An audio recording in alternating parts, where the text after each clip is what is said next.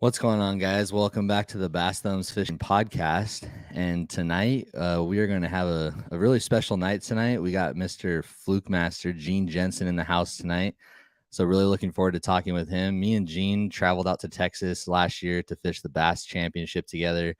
We got to stay in the same house, and I got to know him on a little bit of a more intimate level, and it was fun building that friendship with him out there in Texas. And ever since then, we've kind of just continued to talk, and it's just been good to get to know him, and I'm excited to kind of share some knowledge with him tonight and see, kind of how he breaks down his tournaments. He's traveling all around the country and fishing all these different KBF trails, so it's been really fun to follow along and watch him fish. Most of us have watched him fish for quite some time now, so for him to put all of his practices and all of his videos, into use out there in the KBF trail, it's been just fun to watch. So I'm excited to have Gene on tonight. But first things first is welcome. I said I had an announcement tonight, and the announcement is so before coming on to the YouTube live, I was with Paddle and Fin, and huge shout out to Paddle and Fin, Brian Schiller, and all the Paddle and Fin hosts and family. It was an absolute pleasure and honor to be a part of your guys' show. I really appreciate the opportunity to be on Paddle and Fin for almost about a year. But just this past week, I don't know, something kind of struck in me, and I just really wanted to be in front of my YouTube audience more. I wanted to be in front of my subscribers more. So this is a little bit of a last minute deal now, but as we continue to do this on a weekly basis, I'm going to try to nail in a night, whether it's Wednesday night or Thursday night. I'll go ahead and post it on my Instagram and post it on here on YouTube. But I'm going to try to be consistently coming in front of you guys each week and doing my podcast, the Bass Thumbs Fishing Podcast, live right here on the YouTube channel.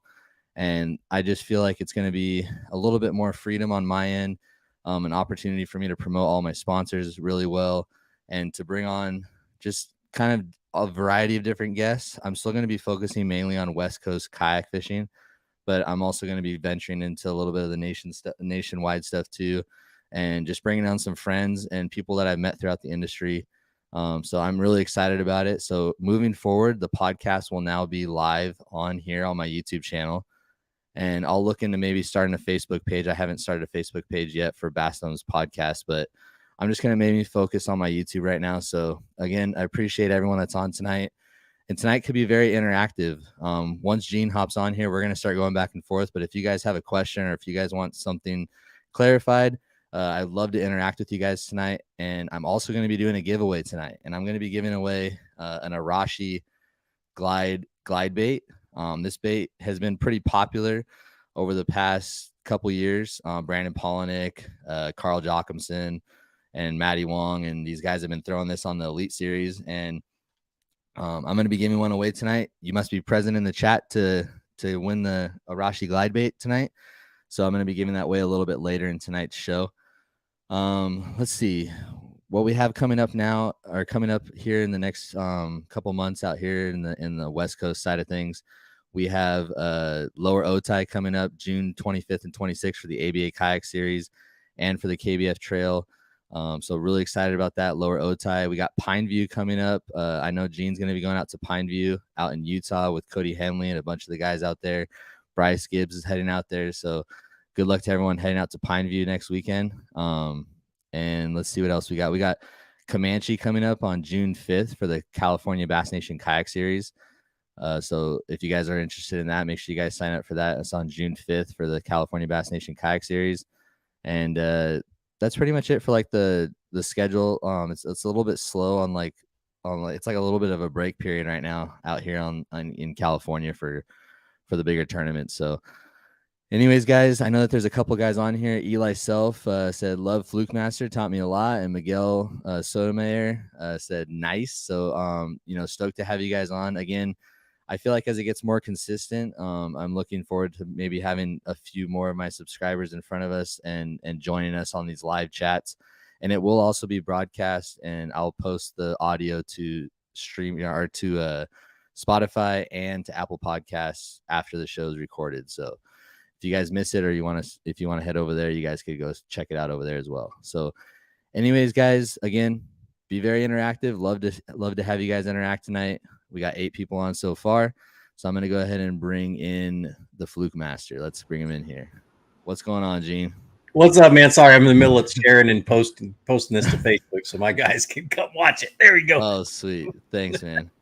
Yeah, man. Oh, man, it's going pretty good. I've been packing and getting ready to go to Utah, so Yeah, it's going to be a whirlwind of a trip. So yeah, dude. I just want to say, thanks for coming on the show tonight. I know, we've been communicating quite often recently, and I know that you're making your way out here to the West Coast slowly but surely.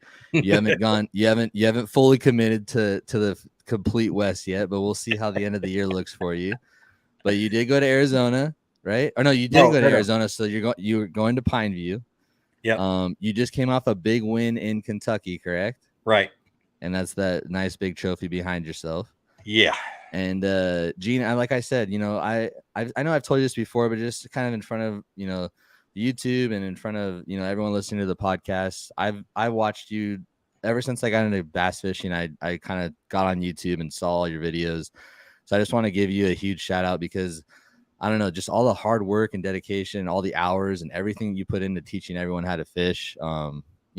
From me from everyone that watches you, I'm sure, just a big thank you for all that you've done in the fishing community. You're definitely a stand-up dude. You're great for the sport. And it's just cool to kind of call you a friend now, man. It's been awesome. So thanks, man. I appreciate it. It's been a ride. I tell you that. It's not anything I had planned, or there's so many surprises along the way. And I'm a prime example of just follow your heart. This is what I love to do. And I saw a need and felt like I could feel it, and could feel that need, and then just fell in love with it. So yeah, man. Well, it definitely taught me a lot, and I'm sure it also, like, when you're teaching people, it's also teaching yourself too. You're constantly trying to grow and figure things out, and I guess try to solve the puzzle of bass fishing, which is the puzzle that we're always trying to figure out no matter what level we're at. And so Gene, I know that you just came off a big win in off the Kentucky KBF trail. I know that Paddle and Finn and a couple people already had you on the show, so we're not going to get too in depth as far as like the entirety of your win, but I want to kind of give you a little bit of a moment to talk about that win, because I know you've been grinding on the trail. You've been fishing a ton of different trail events, and I'm sure to get over that hump and get that win under your belt, I'm sure that felt good. So why don't you just tell us what it meant to you and talk us through it just a little bit. Well, I've never been great at tournaments. I always get in my own head. I get squirrely, as they say. And so, halfway through a tournament and stuff like that, I used to have a record that if I had a chance to pre-fish at least 3 days, I usually finished in the top 3. But that's gone. More tournaments you fish, that goes away. But I always struggled. And even this year, my first 4 KBF events, I absolutely struggled. And I ended up with an 8th down at Kissimmee. And then after that, it was just, I would find these big schools, and we'll talk more about pre-fishing here in a little bit. So I'll leave a little bit out of this story. Yeah. But I'd find these really big schools of fish during practice, and I'd get so locked in on them that I wouldn't look at the rest of the world.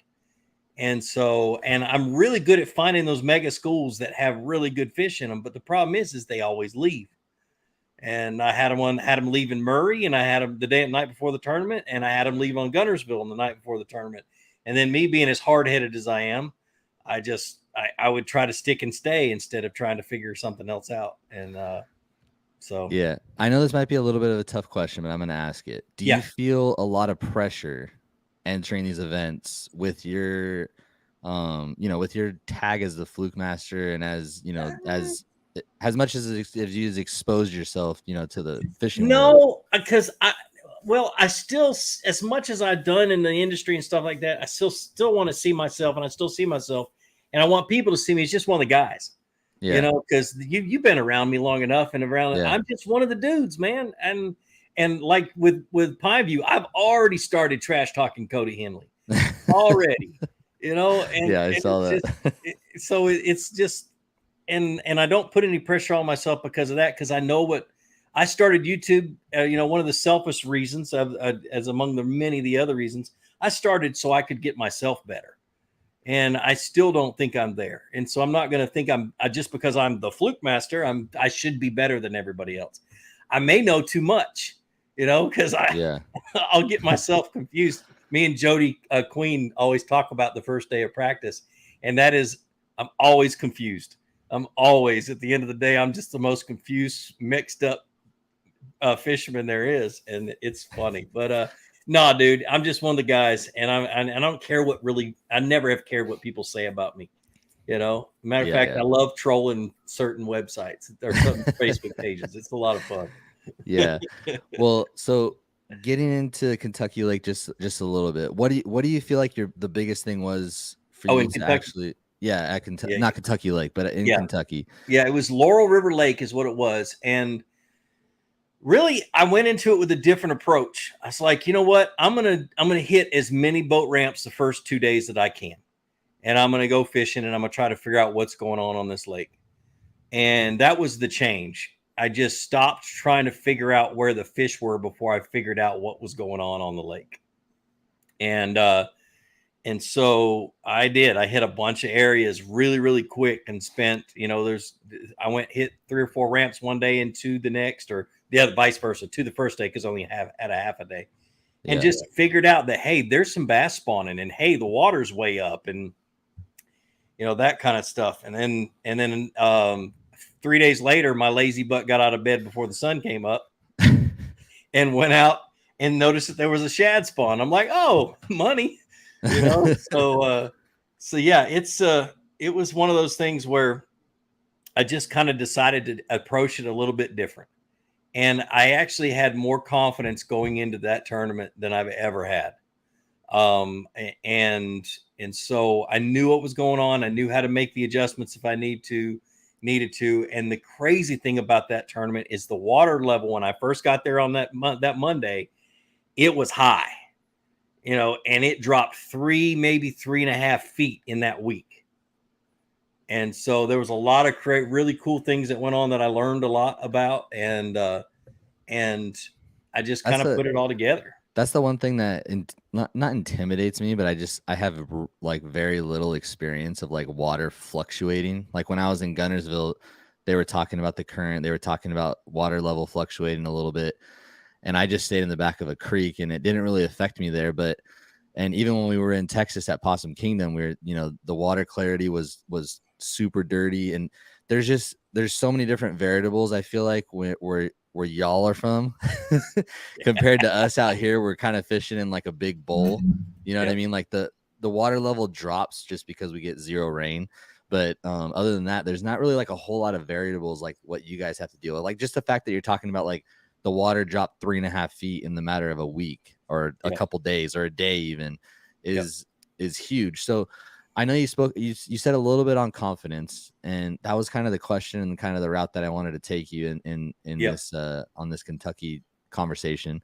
You do spend like a minimum, I think, like of 5 days at least for practice, right, on these trails. So I tried to, yeah. So going into a tournament with 5 days of practice, do you feel like it's super beneficial? Do you feel like you get to see too much, or do you feel like that's like a perfect window of practice that you've kind of nailed down? That's something I haven't really determined yet. I do know that I end up learning way too much in those 5 days.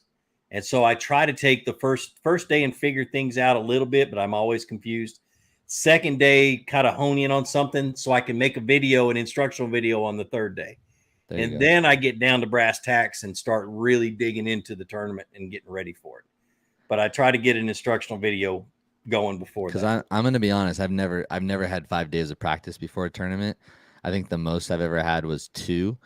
And even with 2, like I get like 4 good areas where I'm like, dude, I could literally catch them in all 4 of these areas. Which one do I start at? And then if I feel like if I pick the one that I start at and I'm fishing it, I'm thinking about the other spot so much that I'm not really concentrated on the first spot. So that's why sometimes I'm kind of a believer, and this is just based off of, we have lakes that literally close during the week. So we have a whole different variety of challenges out here, Yeah. along with a lot of fishing pressure. So I feel like for myself, at least, I've noticed 1 to 2 days is like a really good spot for me in our lakes. Now, granted, our lakes are a lot smaller as well, Hmm. but even in Gunnersville, when I went to Gunnersville, and I'm going to be honest, and I think you may know this, but I only had 4 hours on Gunnersville. I Yep. flew in, had 4 hours, but I did a lot of work before that. So that's my next question going into into the conversation too, Gene. Hmm. What kind of preparation do you do knowing that you have 5 days before? Do you rely solely on the 5 days, or do you do a ton before? Like I'll give you, for instance, the day, actually probably the hour that the Utah tournament is over, I'm going to start focusing on the next one, which is in Nashville, Tennessee, the Percy Priest tournament. And so I immediately go to the internet. I go to Google Maps. I just look at everything. I'm an offshore angler. And so I love topographical maps, or I love lake maps. There's not a whole lot of them left. It's hard to find good paper maps, especially for small lakes. Percy Priest is going to be great because it's got good maps. But Pine View, I've only been able to find one digital map that's halfway decent. There's no information on lake levels. There's no information on anything on that lake, and so I'm going into it a lot colder than I like to. But I'll go to lake maps and look for offshore structure and cover depending on the time of the year. And then I'll go to YouTube videos and try to look at as many YouTube videos as I can because I want to see water clarity. Yeah. I want to see cover and structure. I want to see fish size and type. You know, I want to get an idea of that. I don't really care how they're catching them or what they're catching them on, anything like that. I want to see the lake. And so that's a big one. I'll read fishing reports from all the way back to the 90s just to kind of get an idea of what the history of the lake is. I don't put much weight on them, but I definitely want to see what the history is and that kind of stuff. My goal with a big lake is try to figure out what area of the lake is fishing the best in tournaments. Yeah. What area of the lake holds the biggest, the highest average fish. With you saying that, I'm going to ask you this.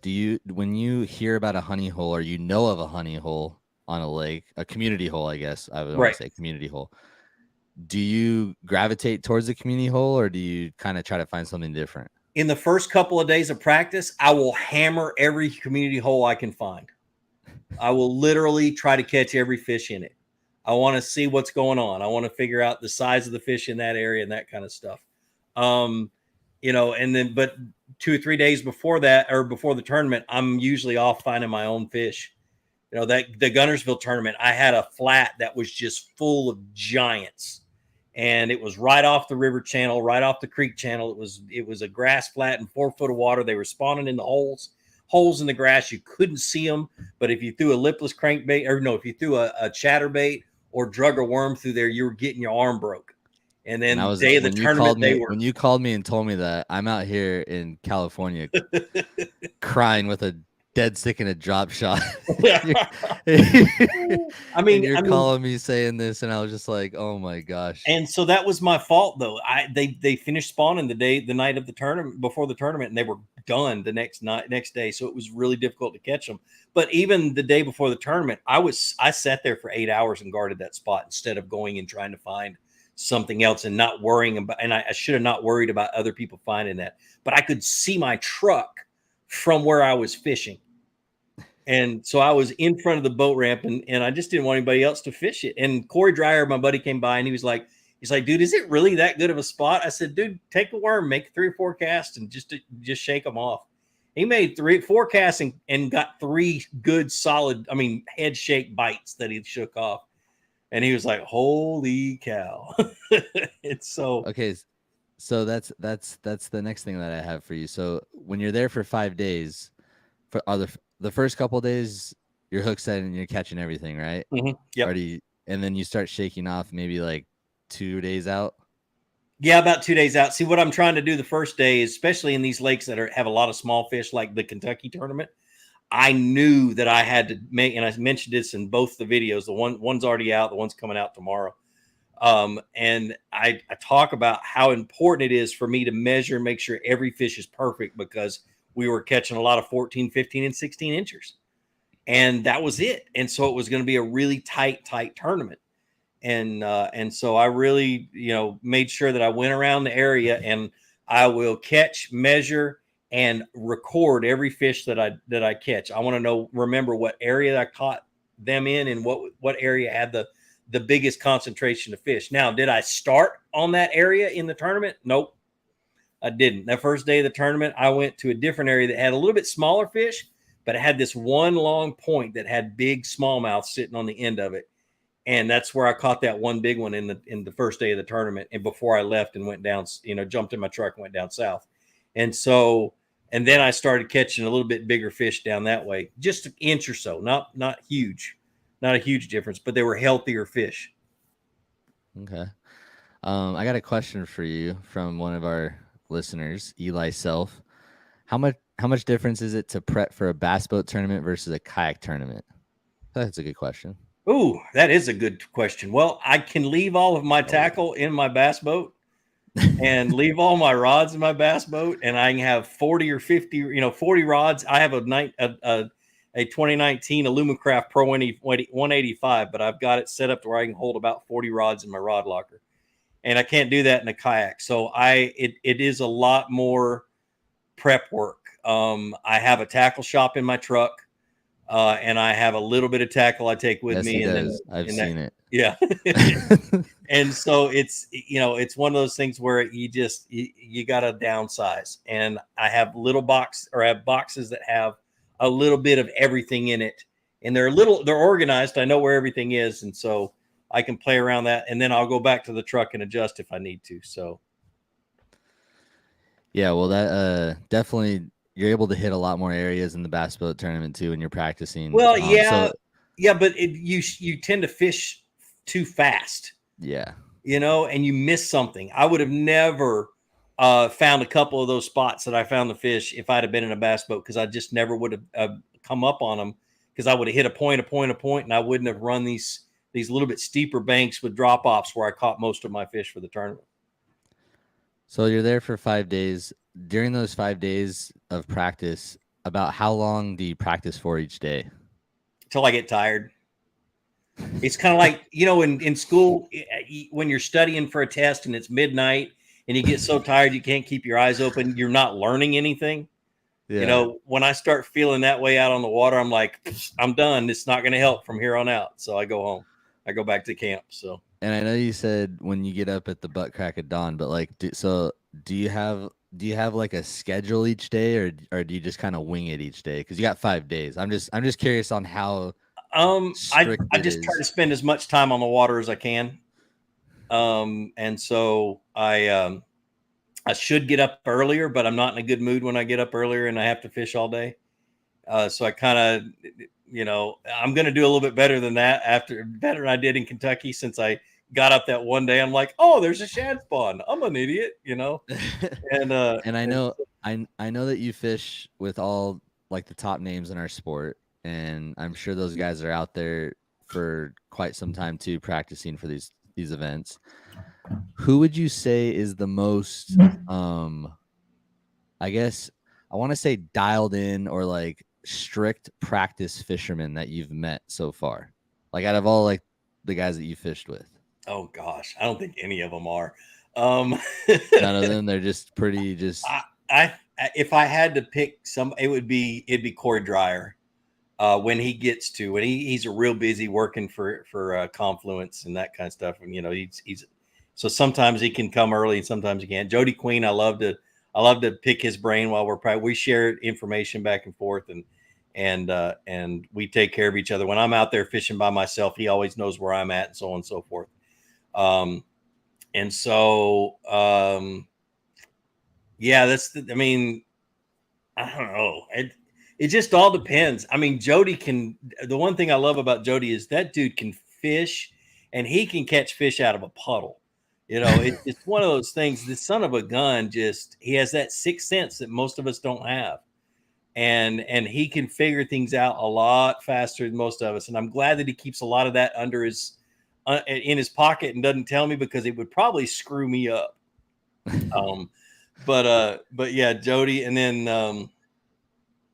that's about it. Everybody else, I mean, like Jimmy McClurkin only pre-fished for 2 hours before that Kentucky tournament, and he ended up second or third, or one behind me. So the topic of, is practice overrated? Do you think it's overrated? no, no, because you got to get your head in it. Yeah. And you gotta, I mean, especially if you're fishing a new lake or lake you're not very, not too familiar with. I could probably do it on Gunnersville. I probably should. Yeah. Where I just go for 2 days and be done. But I love Gunnersville so much, so I like to try to get there and get as much fishing in as I can get. Yeah. But these lakes that I don't know, I really pick them apart. Pineview ought to be pretty fun.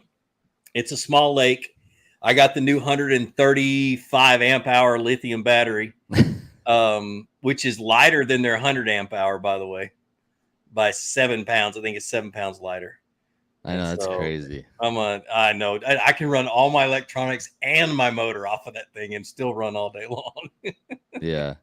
I think it's 138 amp hour. I feel like they're just gonna keep getting smaller and lighter and longer, and just everything just gonna just keep. Pretty soon, there's gonna be like a 200 amp hour battery. Like this thing. I hope so. Make more room for my tackle. Yeah, it's gonna recharge in like an hour. Yep. Yeah, but it's the biggest thing that I learned and the things that I've changed over the last few tournaments is just the biggest thing is just get to know what's going on the lake, and then try to find an area that has good quality fish and fish that you think can win a tournament.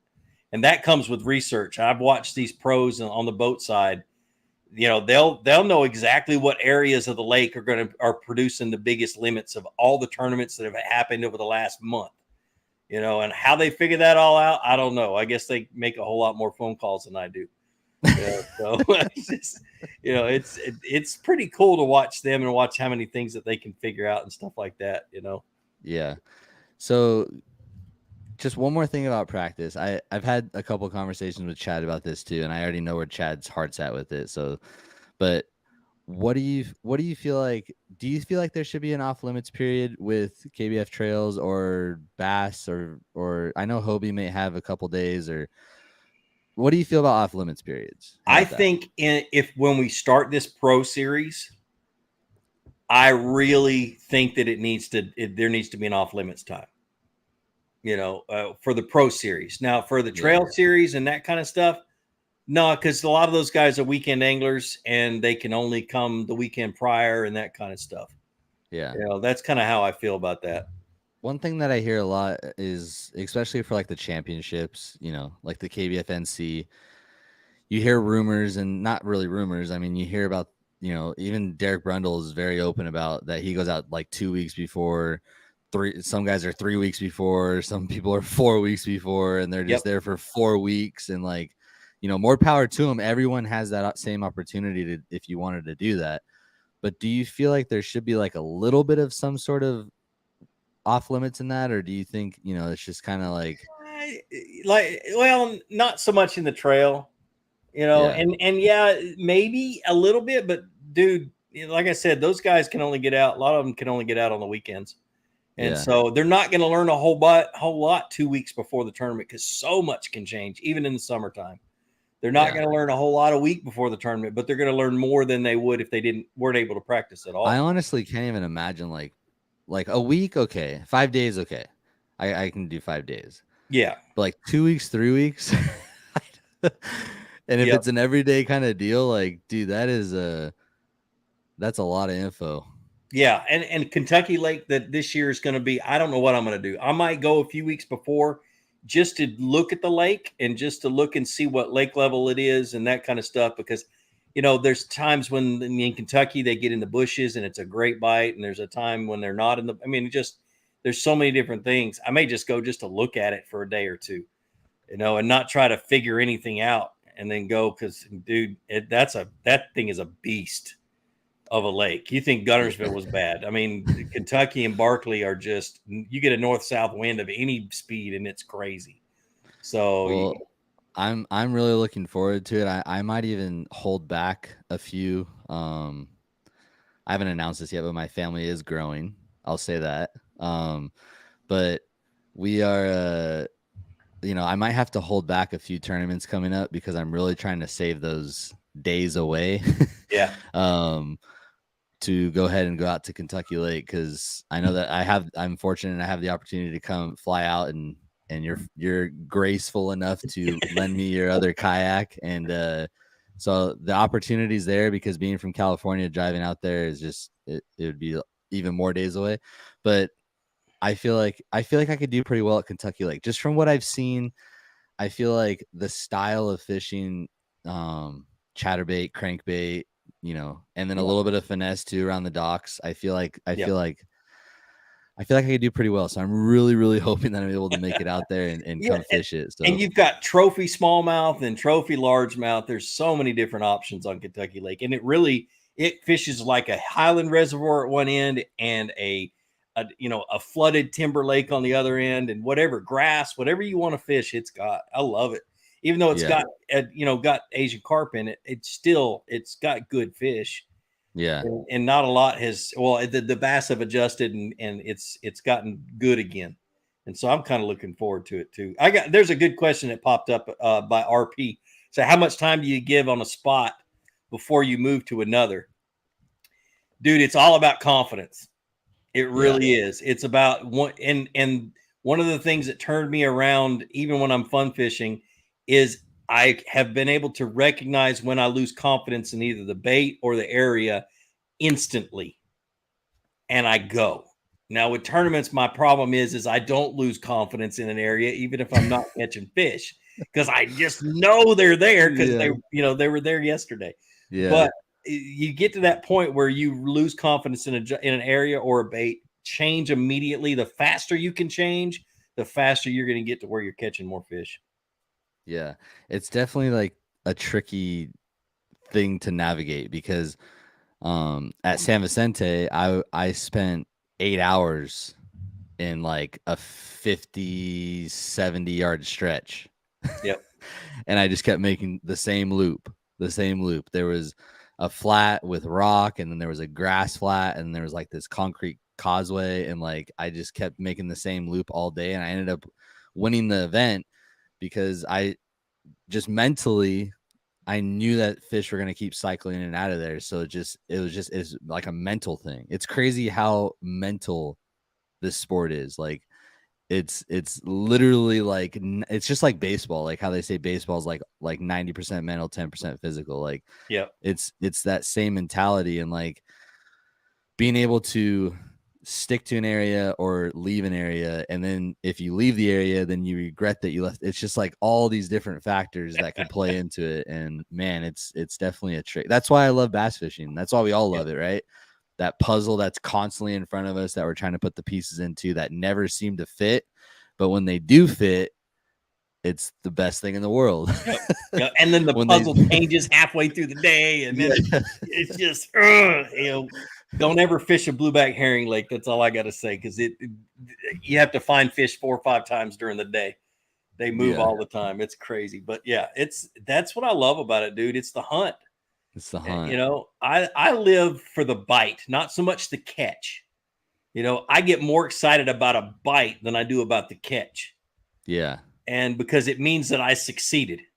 yeah, you tricked them, you got them. Yeah, Yeah, exactly. And so I really do. I get really, really excited about that. But it's just, bass fishing in tournaments. I got away from it because the last tournaments I really got serious about were big boat tournaments. And I didn't like myself. And big boat tournaments were what totally do you different. what do you mean, what do you mean Dude, you when didn't I'm like fishing yourself? bass boat, when I was fishing bass boat tournaments, I was a slash your tires, kick your puppy kind of guy.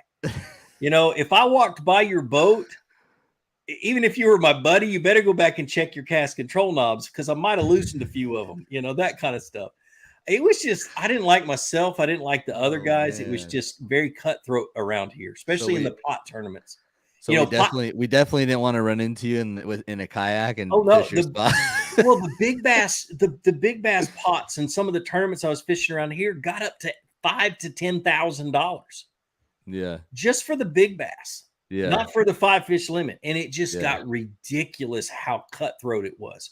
If you won 3 or 4 tournaments in a row, you were automatically a cheater, you know? And Yeah. so I was just like, I'm done with this. And I got away from it. And then I got into, I've been paddling my whole life, but I got started looking at KBF and how it was running and the guys in it and how everybody treats everybody and how it's just pretty much a big brotherhood. And dude, I just fell back in love with it. And so it really, to me, it's not about the win. It's not about anything else. It's about, dude, I got to spend some time with some buddies. We got to fish against each other. I'm a big trash talker, so I got to rag a few people, and it was fun. One thing, and I thought I was gonna go here with this, but I'm gonna go there with it. So I know that we talked a few days ago, and you're mentioning a little bit about time away from family. Yep. And I feel like this isn't talked about on a lot of podcasts, but the struggle, like I'm gonna be honest, I struggle with it a lot. I'm not able to spend the time that I want to spend selfishly, honestly, like most of the time. Like I want to be on the water so much that sometimes I miss the fact that I do have a young son at home who wants to go fishing too. You know, my wife who's pregnant, I got to spend time with her as well. And like I just feel like time away from home in this sport is a big part of it. So being able to balance that, what have you done, Gene, to balance time away from home and being at home kind of deal? Like what do you Well, feel like balancing is like if someone's asking the question to you, like how do you balance it? what gives me the advantage is I'm making money fishing. Yeah. And so my wife's a little bit more lenient about me going fishing. It wasn't always that way. Yeah. The day I started, I got in the black was the day she started saying, "Hey, you going fishing today?" you know, but being away all the time, I had an older gentleman that has known my family for 100 years. He when me and my wife were getting ready to get married, he flat told us. He looked at me. He said, "You make sure that no matter where you are in the world, and I've been married 22 years now, no matter where you are in the world, that you contact her every day and tell her you love her every day." And so that's one, as I try to call her every day, sometimes multiple times, text her if I have to, that kind of stuff. And then as many times as I can while I'm gone, and you do this too, I FaceTime her or I FaceTime my kids, Yeah. for prayers at night. I FaceTime them and that kind of stuff. It's just one Gene, of those things where I always try to be there as much as I can. And then when I'm home, I learned this from Ike and Ellie. I got to spend a little bit of time with Ike and Ellie at his house in between tournaments one time, and I watched him. That dude is home. He don't let nobody bother him. He doesn't take phone calls. He that's doesn't. He good. spends his time with his family and his kids, and he's always doing stuff. And business is put aside for like 4 or 5, 6 days before he Yeah. jumps in the middle of it. And I'm sure that he learned that the hard way. I'm sure he did. I don't know for a fact, but I feel like we've all learned the hard way one or two times.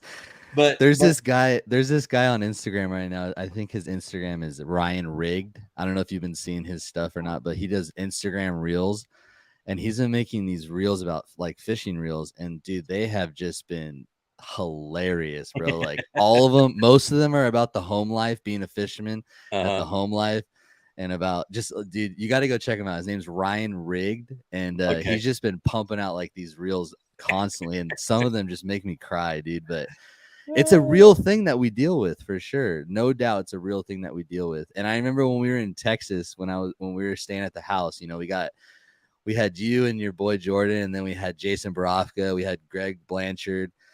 And I just remember my wife calling me, and I'm just like, babe, like we're all just talking right now. Like, can I just, you know what I mean? Like Gene's giving all this juice up. Jason's like just like a mastermind of fishing, and like Greg, we're all talking like I love you, but like, is it okay? Like if I go, you know what I mean? It was just like that the whole time. And it's important to even when we're away on the tournaments, it's important, is as hard as it is to sometimes to leave the campfire or to leave leave the beers on the table for a second and go, talk to your wife or your girlfriend or whoever. Yeah. But man, it's a struggle for sure. Well, the And hardest thing when I'm gone is when things are going wrong at home, when there are issues at home, yeah, and and you and that's it tough. never and fishing's never good. Nope. And when I quit my full-time job at the hospital, so this is how it happened. I signed for this house. Now, this house is about 35 minutes from her mom and 15 minutes from her sister. I signed for Good this man. house, and 2 hours later, I turned in my notice at work. And so the banks won't give you a loan if you don't have a job. So I had to Right. make sure I was employed when I signed the paperwork. But 2 hours later, I turned in my 2-week notice. They knew it was coming. My work knew it was coming. Wasn't a surprise to them. But yeah, I made sure that she was close enough to a support system that when I was gone and something happened, that there would be somebody there to help her.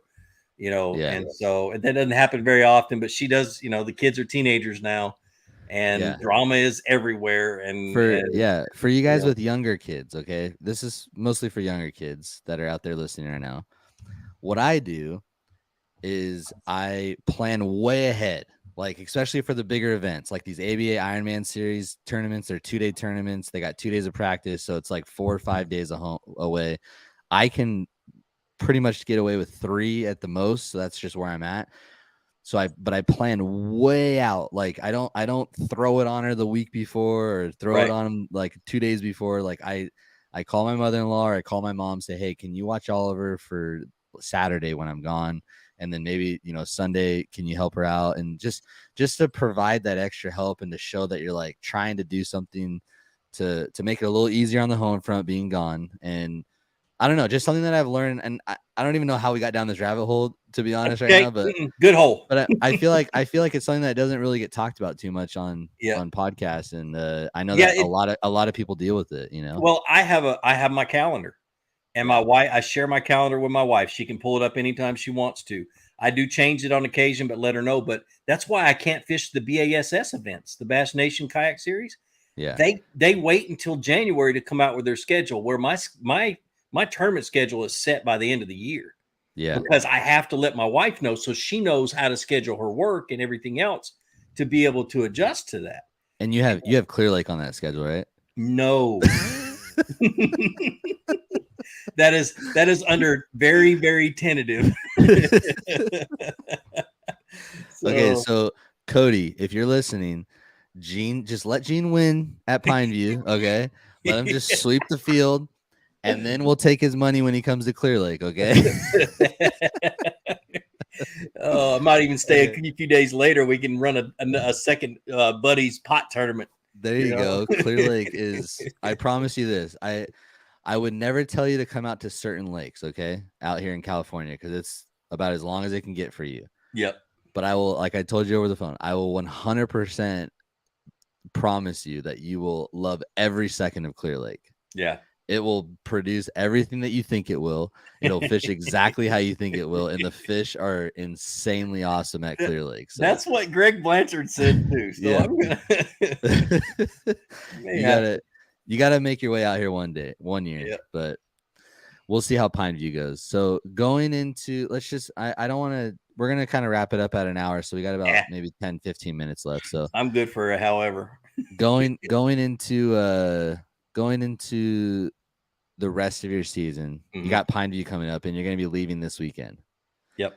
And one of the questions that Ellie Self's on fire tonight asking the questions. Appreciate you. Again, for those of you guys listening, we got about over 20 people listening right now. I am giving away an Arashi glide bait tonight, and Gene is going to pick a winner out of the chat. We'll just let Gene pick a winner. Can you see the chat, Gene? Yep. Can you see the guys? Okay. Yep. So we'll let Gene pick the winner. It won't be this specific one because this is the juice. I'm just kidding, but it'll be the bluegill pattern. I have a bluegill pattern that's brand new in the box. But this is the one we're going to be giving away an Arashi glide bait tonight. So Gene will pick that winner tonight. So going into Pineview, Gene, how do you feel? And then this is a question that Eli Self just asked you. Who's your favorite person to trash talk? I feel like there's Cody and I feel like there's Derek Brundle for you. It's Derek Brundle and Chad Hoover. Okay. Well, Derek, dude, I love trash talking with him because he is so good at giving it back. Oh yeah. So good at giving it back. But me and Chad, we've been doing it for so many years that it's just second nature. Yeah. He still can't catch a big fish. I don't care what anybody says. But So all the TV shows I've ever filmed with him, I'm always the one catching the big ones while he dinks around with a Ned rig.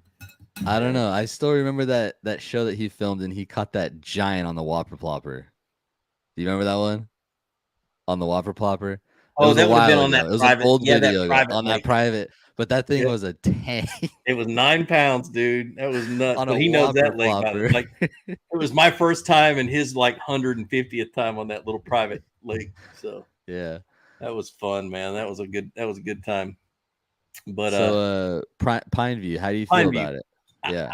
I'm excited, dude. One, I've never caught a muskie, and that thing's got tiger muskie in it. And Yep. so literally, I think one day of practice, I'm going to do nothing but throw bull shads all day and bull glides and just see what happens. I'm bringing my swim baits, and so the Just don't thumb it, okay? No, don't keep your thumbs ripped with the muskie, okay? no, Just a little. don't lip the muskie. Don't lip the muskie. I'm going to bring my extra large net, so that'll be a definite. That's something I'm going to have to do. Nice. And so I'm excited. I want to get out there, and I'm not really that experienced with smallmouth lakes that are solid smallmouth, but I've been talking a little bit to Cody, and he's helped fill me in a little bit about what goes on out there and the kind of lake it is, and that kind of stuff, to just kind of so I don't have to bring the whole tackle shop with me. And then it should be a lot of fun, man. It should be a lot of fun. I'm hoping that it's a shallow bite, but I'm also hoping they're offshore a little bit, and there's not a lot of offshore structure on that lake. There's enough to make it fish really, really small, but there's bushes under the water. And the thing is, I don't know what the lake level is. You look up the lake level on that lake and they give you the percentage of the lake that's full. I don't give a crap about that. I want to know elevation. Yeah. What's the elevation? What's full pool elevation? And what is the current? Just put a freaking meter on there and tell me what the elevation is of the lake. They don't do that. So Yeah. it's It's tough. that Western region stuff. We like to keep it tough and a mystery. A lot of people are commenting on that they love the family talk, so maybe we should do like a whole seminar on.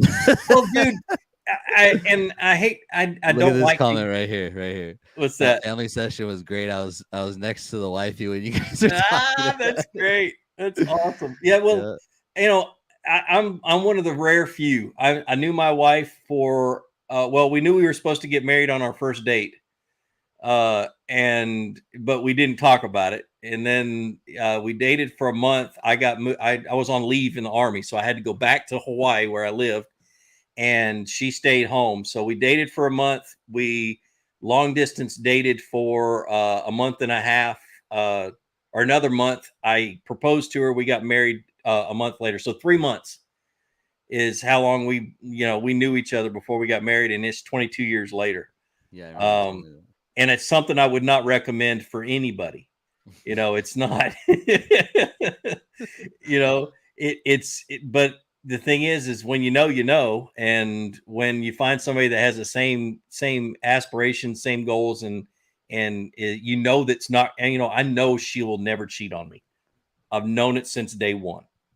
So that's something I don't have to worry about. I have to worry about myself, and that's great, because I'd rather just worry about me than worry about her.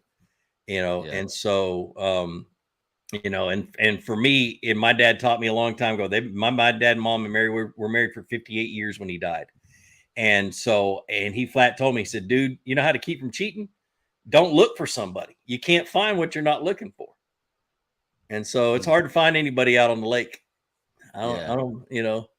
So there's different females we're looking for out on the lake. Well, yeah, and if you we can go into like all that later. The largemouth females. The largemouth females. What I'm talking about. Don't look for a replacement, because you've got somebody who loved. And at home, I know I've got somebody who supports and loves me, and is a great mom, and she's independent enough to be able to hold her own, and so it's good. It's really good.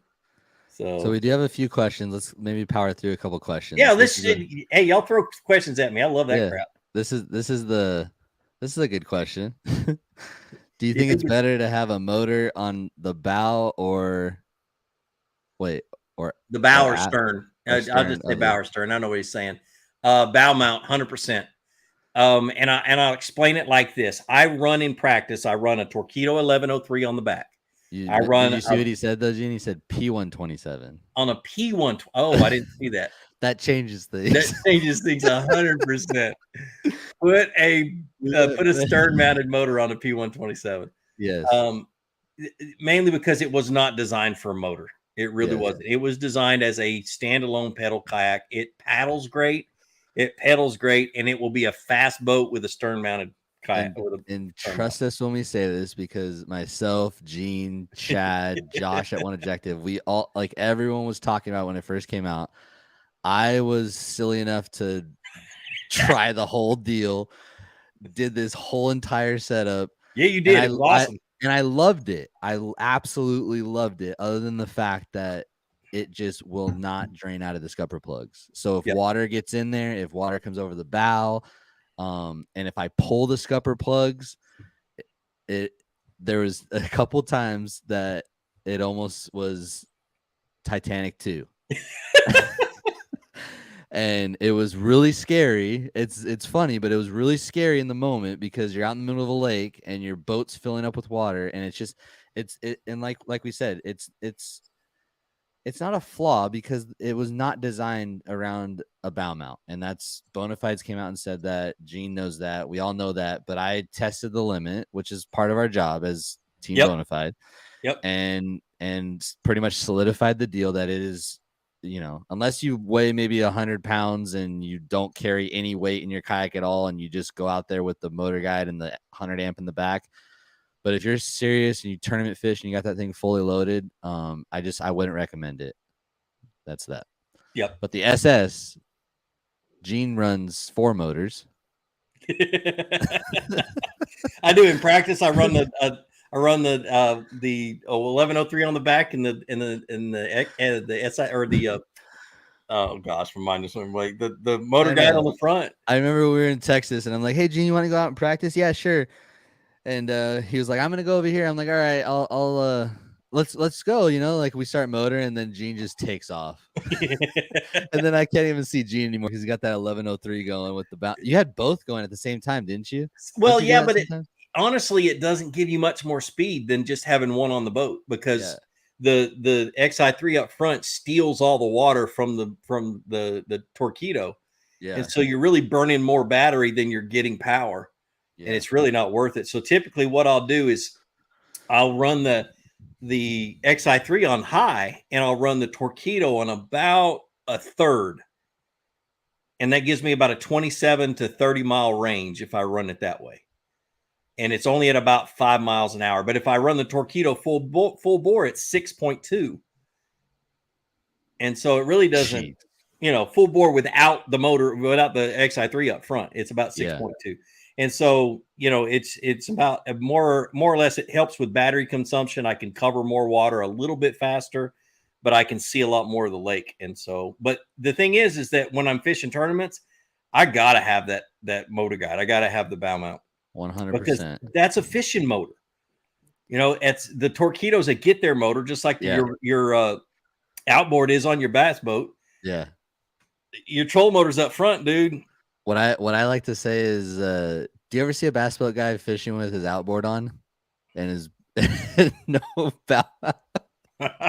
See, and I was the one that tried to get that introduced into KBF, and Chad knew it wasn't gonna pass muster, but he still asked the question and got everybody's opinion. For what? But it really, to have 2 motors on the boat during the tournament. Oh, I know. And so, but there's a series out here that does it. Yeah. There's a series but that's out a here lot of money, and it's a lot of battery, dude. It is. Yeah. But I know the Torpedo, but the Newport vessel, you can hook it up to a 12 volt.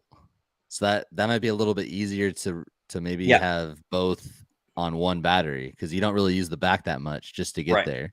Yep. You know what I mean? So I don't know. Kind of interesting. Someone asked a question to me. He said, when's your next tournament? I'll just answer that really quick. Is it's going to be Lower Otay. It's going to be a KBF Trail and ABA Ironman. And I'm stoked, because the last time I was at Otay, I caught 99 inches. So it's going to be really hard for me not to fish history. The frog bite, everyone knows from my video and everything that lives around here, so it's already out there, but the frog bite was absolutely phenomenal last year. So I'm praying that the frog bite stays the same, and we'll see what happens, because I love throwing a frog. It's my favorite bait to throw. You're no doubt. screwed. No frog bite game day. Let's see. Have you ever fell out of your kayak? Gene has. Caddo Lake twice. Dude, that was one year and one the next. Just Gene, just when you're around cypress trees, just don't stand Don't up and boat around, okay? There's these little things called knees, and yeah. But what's really nice is when you are motoring with the XI3 and you're standing up and you hit something and fall out of your kayak. So when you hit it, the motor pops up and turns sideways, right? Yeah. And so when it does that, your motor's still running, you're out of the boat, but your boat starts going in a circle. Yeah. You can catch back up with your boat. I wouldn't recommend it, but let's get this one. Whether it's fun, we'll both answer it pretty quick because we got quite a few questions, and I want to do the giveaway soon. Whether it's fun or tournament fishing, do you throw random baits until you find a pattern? You go first. Oh man, not really random, because I usually has to do with time of the year and what I've got confidence in that time of the year. But usually more reaction style. I want to see them. I'll give you, for instance, at Kentucky, I spent a lot of time throwing a glide bait. It was an 8.5-inch blue glide is what it was, or an 8-inch bull glide. And so I knew that I probably wouldn't get many bites on them, but bass love to follow big glide baits back to your boat. And so I'd throw them by cover and stuff like that, and I'd get them to come up and swim behind it. And I'm like, all right, that's a good one. All right, that's not a good one. There's a 10-pounder, not in Kentucky, but I've done, Chickamauga, there's a 10-pounder. So we know there's one in the area. And then you come back and go fish them in the tournament, and you haven't caught them or messed them up. See, Gene, that's another reason why to come to Clear Lake or the Delta or something out here, Gene. 10-pounders are the norm out here, okay? It's just, 10-pounder. 10-pounder. Another 10-pounder. Let me remind you, last August, 16 days in a row, 10 miles down from my house, I caught 103 inches or more 16 days in a row. Yeah, but Gene, it takes 115 to win in California. Yeah, that's a month. That takes me a month to do on this lake. I know, I'm just kidding. So dude, when I'm trying to find a pattern, I throw my Nico rig, 7-inch MM3 Nico, and I search with that bait, and I'm able to find fish, and that's how I find fish, and that's my confidence bait. As soon as I know they're biting that, it's just kind of dissecting the area from there. Unless it's shallow. When I'm shallow, it's a chatterbait every time. I'll just burn a chatterbait, cover water, catch a few, shake off a few. I don't really shake off fish that much, to be honest, but I'm not really a shake off kind of guy. Especially when you get 4 hours of practice at Gunnersville, you've never been there before in your life, and it's a bucket list lake for you. I hooked every fish in practice. Let's see. Well, that Gunnersville tournament, I had a double-digit fish on bed that I should have caught in practice. It would have been a new PB, and I let her go. I did not even try to catch her. Yeah. Oh, I just about ready to choke myself. I saw a good one right here. Here you go. Bijavani Hernandez said, "Can you win a tournament without live scope?" Yes, absolutely. Yep. Most of my fish in this tournament were caught running the banks, and I used live scope on the deep points, and I did catch 2 key fish using it, but I knew they were there. I just wanted to double check so I wouldn't waste many casts. That's where a live scope is a really huge advantage. It reduces the number of casts that you make before you catch a fish. And really, since the beginning of bass tournaments, it's always been the more casts you can make a day, the more fish you're going to catch. Well, now it's the more quality cast using the live scope you make a day, the more fish you're going to catch. So 100% agree. I put that thing on scout mode, and this is my thing.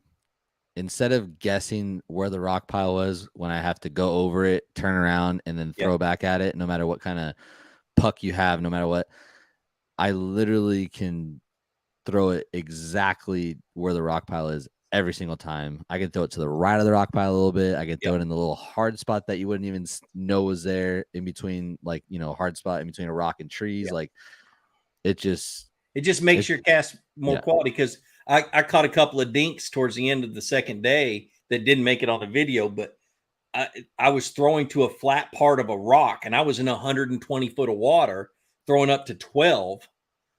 And there was a flat spot on this rock that had broken away from the bank, and that's where the bass were sitting. But I could see that flat spot and make that perfect cast every time, knew how far it was. It really does help. But to say that I can't win it, we can no longer win a tournament without it, dude, we're getting our brains kicked in by people with paddle boats. It happens still. Yeah. So, and paddle and pedal.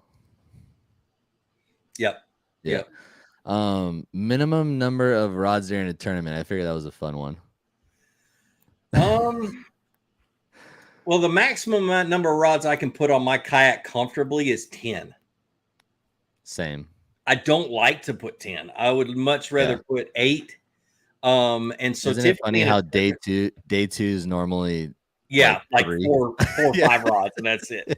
But usually by the time the tournament starts, I can whittle it down to 8 or 7, and then I still like to have backup rods. Like when that rod broke in my tournament, you guys you can go watch the video I launched yesterday about day 1 of the tournament. I broke a prototype rod. It was my favorite shaky head rod. And our job as professionals is to break the equipment, so when it gets to the market, it's right, it's not wrong. And so, but anyway, so I was trying to debate whether I should make a kayak run to the next spot or get in my truck and motor to the next spot. It was about the same amount of time. Well, when I broke that rod, I'm like, well, guess I'm going to the truck, and so I went to the truck and got another rod. But I typically will have extra spare rods on the boat for certain situations, but not very many. Usually an extra medium heavy and an extra medium, and that's it. Yeah. Man, we got a lot of questions coming. This is That's fun. good. Keep rocking and rolling. I love this. Let's see. We got this is a good one, especially for your sponsorship with Alumacraft, Gene. Yeah. Kayak versus boat. Which do you prefer? I bought an Alumacraft because of Gene. You better save that one and send that over to Alumacraft. Look at that. Oh. Yeah, they still love me. So let's see. A kayak versus a boat. I love kayak tournaments more than I love boat tournaments, but I love taking my kids out in the boat. I love family fishing in the boat. I love taking my father-in-law out and being able to go bluegill fishing and that kind of stuff. So a boat has its place still for me. It's a great filming platform. I can move the camera around. I can do a lot more in the boat than I can in the kayak. So it just depends, man. It really does. The kayak right now is a lot cheaper to run. An aluminum boat, as you know, with your Alumacraft, it's cheaper to run than a big bass boat. Yeah. I went from 100 and gas wasn't very high then, but I went from $120 a day in a regular full size bass boat with a 250 on the back to $40 a day with a 90 horse Mercury on the back. And anybody can afford a boat payment, but can you afford to fish out of it every day? There you go. That's when you got to think about. But I love kayaks, dude. I love the challenge of it. My boy is wanting to come out with me more and more, so I might have to talk to you about Alumacraft pretty soon. I'm already telling my wife it's getting towards that time of I want to go out with Dad, and the bank is tough, man. Mm-hmm. I shout out all the bank fishermen, dude, because it's tough. Let's wait till Alumacraft starts making welded boats again. They had to suspend it while they're building a new plant. Oh, okay. But yeah, the biggest thing about bank fishing is it depends on what state you're in too. Yeah. There are states that have plenty of bank access. I get busted all the time for the only place I ever bank fish are private lakes. That's all there is. In Georgia, you either go to a private lake to bank fish, or if you try to bank fish anywhere else, you're trespassing on somebody's property. Even if it's a public lake, you're trespassing on somebody else's property. Yeah. And so it's difficult. I wish I lived in Florida or New Jersey or, states that have a lot of bank access. Out here, it's like this. Yeah, I bet.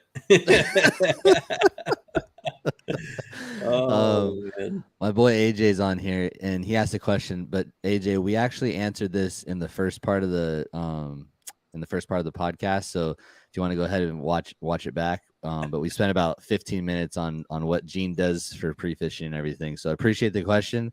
Just head back when we're done here, and you'll be able to.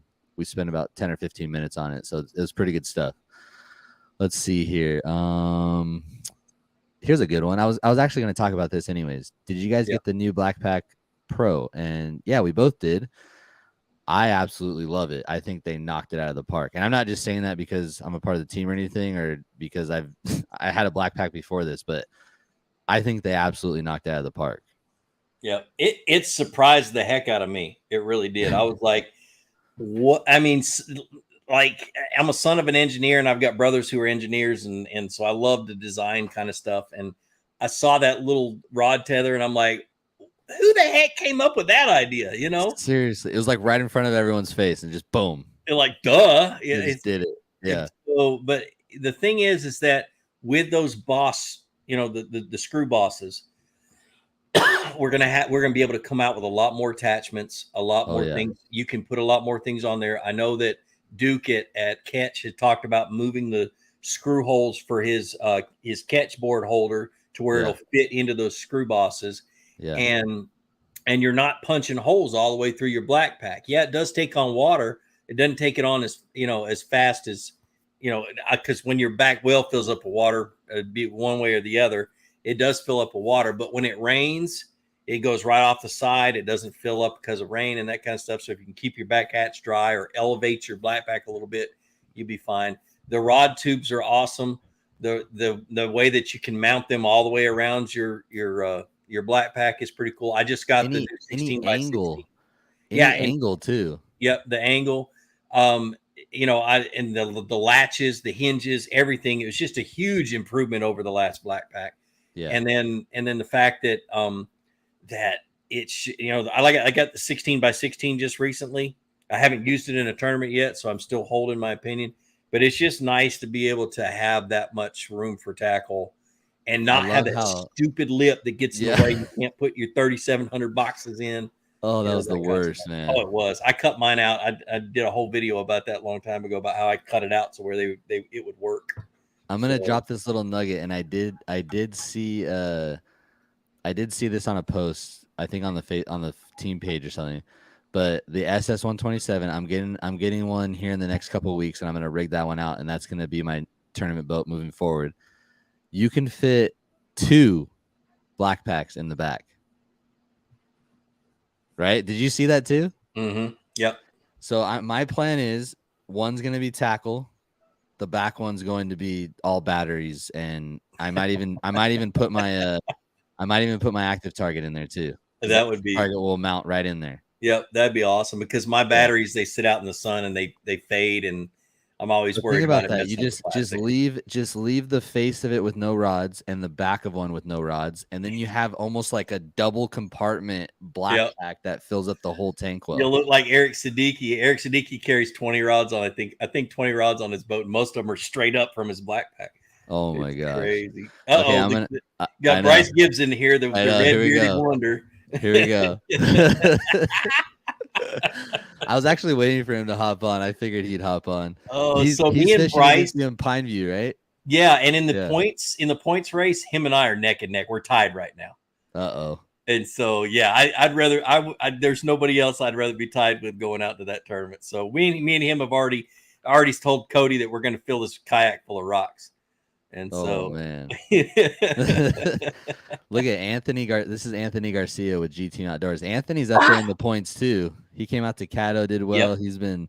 He's been banging with the best of them this year. Here's a question for you, Gene. What's it say? Here's the question of the night: who would win 1v1, Gene or Shane? Oh my gosh! He beat my pants off in Texas. Dude, that was a crazy. Well, the thing water. is the water was crazy. We found good fish. We found what we thought were winning fish. It was the only area of the lake, but it fished. Everybody found it. Yeah. And I hate floating docks. Gosh, I'd rather rip my head off. Jordan doesn't. Yeah, I hate floating docks. Yeah. And so I got spun out the first day and so on and so forth. But anyways, who would win between me and you? I don't know. On a chatterbait, depends on the lake. Yeah, You it know, does. Yeah. it really Well, we'll does. see. We'll see at the NC. But I mean, Yep. me and Gene keep it pretty friendly. At least for now. It might change here pretty soon. The more we fish together. But uh, No, I'm never scared to tell people exactly what I'm fishing with. yeah. So No, I appreciate that. I know that that's the cool thing too. Is like in the kayak world, like there's a lot of anglers that just kind of help each other out. You don't really come across too many guys that are super stubborn and don't share anything, and right. I don't know. Everyone seems pretty cool. It's the angle of the dangle, anyways. So no one Well, can dangle it like I me. will hold some stuff back. Like I never told anybody that I had figured out that you could legally fish for those bank fish Yeah, in that's a good one. Kentucky. Yeah, So yeah, that's something I figured out the last day of practice when I asked the lady just in passing. I asked the manager of the marina. I say, "Hey, do you let kayakers fish back there?" She's like, "Well, yeah." She said, "Just don't turn your motors on because we don't want the power cords cut." I'm gonna And I have to said, go "Well, watch the video. do you let people bank fish it?" And she's like, "Yeah, all the time." I'm like, "Money, that'll make a great video." All right. Well, Gene, we're kind of past that hour mark. I Yep. know that you got a busy weekend ahead of you. Best of luck at Pineview. But before we go ahead. Can you see the comments? Yep, I see the comments. Let's just go ahead and just pick someone that So the way I pick comments when I do my Friday night lives, which yeah. I haven't done one in a while, but I'm probably going to start again tomorrow. There you go. I usually just spin it like you would what do you call it, a slot machine, and Okay. just kind of see what pops up. So that's kind of what I'm going to do. And whoever it hits is who's going to hit. So All that's right. kind of as random as you can possibly get. So, so I've got B. Giovanni Hernandez Nice. is who it stopped on. All right. Well, So I'll is he? If go he's ahead. in the chat now, the rule is he has to be in the chat though. Let's see if he's in the chat. Are you still in the chat? B. Giovanni Hernandez. Are you still in the chat?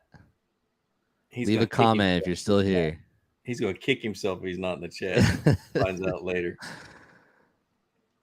If not, we'll pick another one. Yep, that's how we roll. Because I'm seeing just over 20 people still here. So all right, appreciate so you guys. There's a 15-second delay. So yes, oh, sir. he's here. There he is. Boom. All right. How fast could you type that, bro? All right, so B. Giovanni, send me a DM on my Instagram account at Bass Thumbs Fishing. Send me a DM. If you don't have Instagram, I have Facebook, Shane Lamont. And if you don't have Instagram or Facebook, then I'm sorry, we're gonna have to pick another winner. But just send me an Instagram DM. That'd be the best way, and I'll go ahead and ship it out this week. Congratulations, you won a Arashi glide bait, and it's gonna be in the bluegill pattern. Brand new in the box. Run? I think like 40. Really? Somewhere in there. They look good, dude. Yeah, they are good. Some of my buddies out here, because there's like die-hard glide guys out here and swim bait guys. I'm really not one yet, and I'm honest about that. I'm really not, but I picked this one up. It's a pretty good price point. Brandon Polinick fishes it, and a ton of pros fish it, and Matty Wong told me to pick one up too. So, I mean, it looked good in the water. I mean, I haven't caught a fish on it yet, but I had some followers.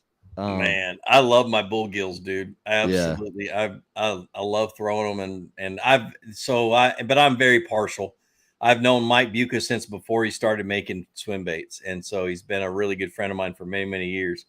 And so I'm very partial to it, but man, that thing, and you can't buy it online as far as I know, at least unless he changed it recently. You have to go to his shop to buy one. See, look at you love fishing big swim baits. Mm-hmm. That's just another reason, bro. Another reason. We catch them here. They look like gizzard shad, which is our version of a trout, All right. Well, Gene, I appreciate you taking the time to come on, man. We got to have you back on maybe soon. And best of luck at Pineview. Yep. And I'm going to bring another one of those home. Uh-oh. There you go. So I'll tell you, points wise, if I come in the top 3 in the trail, I think. No, oh crap, I can't remember. I forget all today. But in one of them, if I come in top 3 in one of the trails, I'll be tied for the lead. If I come in if I win the trail, I'll be tied for the lead. And then if I come in the top 3 in the Pro Series, I'll move into the top 10. So Bryce said, "Gotta snatch it from me, Gene." Oh, dude, we're gonna have so much fun. It ain't gonna be funny. I was planning on trying to make it, and then my brother-in-law was like, "Oh, our actually my brother doesn't know this yet, but the best man was like, hey, the friggin' bachelor party's on June 5th," and I was like, sick. So, and I'm in the wedding, and it's my wife again, family. You gotta prioritize the family. You know, if I were to tell her, sorry, I can't make your brother's bachelor party, or I can't make the wedding. You want to know what the funny part is, and we'll end with this. I got asked to be in the wedding for my brother-in-law's wedding coming up, and it's June 24th. And when he first told me June 24th, I was like, oh my gosh, are you kidding me? I already committed to Chad, like KBF, the OTI, but it's the Friday before the event. So I'm going to be in a wedding Friday night, and I will be in line at OTI Saturday morning. Oh my gosh. So, yeah. Hey, but you know what? My excuse would be, I was like, look, this ain't gonna be the first time he gets married. You'd be dead. I'd be done. Kayak for sale. Yeah. Like I said, anyways, I'm a smart butt. I appreciate all you guys, hanging out with us tonight. Again, this is going to be a weekly thing, the best that I possibly can. I haven't dialed in a night, Wednesday or Thursday. Definitely won't be Friday because that's Gene's night, Friday Night Live. But Wednesday or Thursday night, appreciate you guys. Appreciate you, Gene. Yep. I'm going to start doing my Friday Night Lives at 10 Eastern. So it'll be a little bit more, you West Coast guys be able to jump on. Because I used to do them 9, but that Alex Rudd took that time without asking. But I'm not too upset about it. Alex, a good friend of mine. So yeah. I'm going to bump mine up to 10 o'clock. That also gives me a chance to have date night with my wife. So there you go. See, right there. Another family nugget right there. Yep. All right. Anyways, guys, as always, keep your thumbs ripped, and we'll see you guys on the next one.